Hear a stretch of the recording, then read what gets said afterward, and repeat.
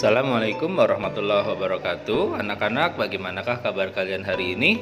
Semoga hari ini kalian masih tetap dalam keadaan sehat, masih ceria dan masih bersemangat tentunya.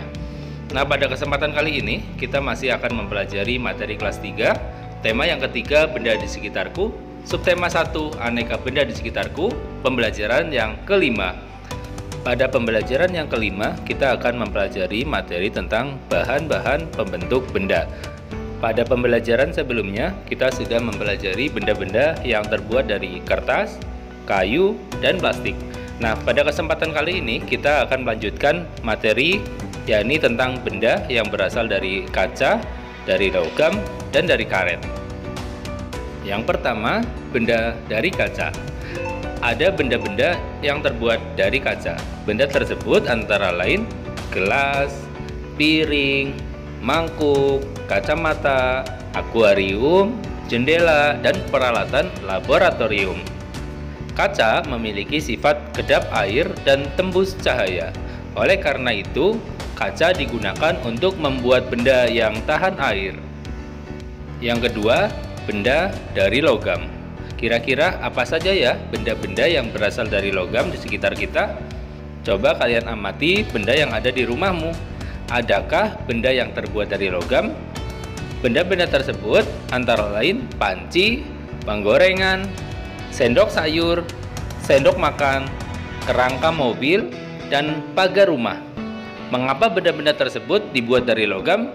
Karena sifat logam memiliki sifat yang kuat, dapat dibentuk, dan penghantar panas yang baik. Yang ketiga, benda dari karet. Perhatikan penghapus pensil. Terbuat dari apakah penghapus itu? Penghapus terbuat dari karet. Benda-benda lainnya yang terbuat dari karet antara lain ada ban mobil, ban motor, balon, sendal karet, bola yang dari karet, dan sarung tangan juga ada yang dari karet. Bagaimanakah sifat karet? Karet memiliki sifat lentur dan mudah dibentuk. Nah, sekarang tentunya sudah bisa membedakan ya, mana yang benda berasal dari karet, mana benda yang berasal dari logam, dan mana benda yang berasal dari kaca. Anak-anak, selanjutnya perhatikan gambar berikut. Di situ ada tampak berbagai macam benda. Coba kalian sebutkan dan pilahlah bahan-bahan yang terbuat dari plastik, terbuat dari kertas, kayu, kaca, karet, dan logam. Temukan sebanyak-banyaknya ya, dan tuliskan dalam tabel berikut. Selamat mengerjakan. Anak-anak, selanjutnya kita coba amati benda-benda yang ada di sekitar. Adakah yang terbuat dari bahan kaca, logam, dan karet? Tuliskan hasil pengamatanmu pada tabel yang telah disediakan ya. Ingat, benda yang terbentuk dari kaca, logam, atau karet, 5 saja. Selanjutnya, sekarang coba kalian perhatikan tempat sampah yang ada di sekitar rumahmu. Terbuat dari apakah tempat sampah yang tersedia di sekitar rumahmu? Dan apakah orang-orang di sekitar rumahmu membuang sampah di tempat sampah? Diskusikanlah dengan keluargamu ya. Tulis hasil musyawarah tersebut di kolom berikut. Selanjutnya, jawablah pertanyaan-pertanyaan berikut ini. 1. Apakah setiap anak boleh memberikan pendapatnya saat musyawarah?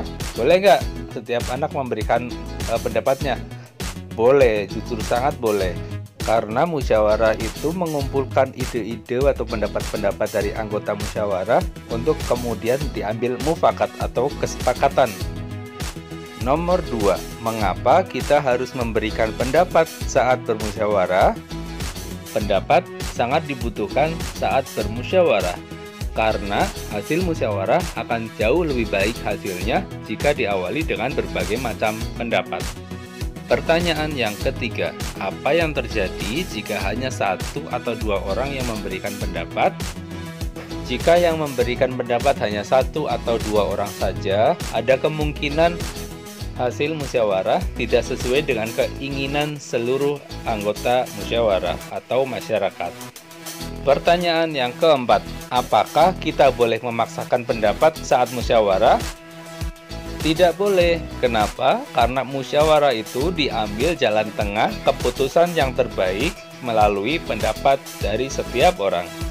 Pertanyaan yang kelima, tuliskan pengalamanmu tentang musyawarah.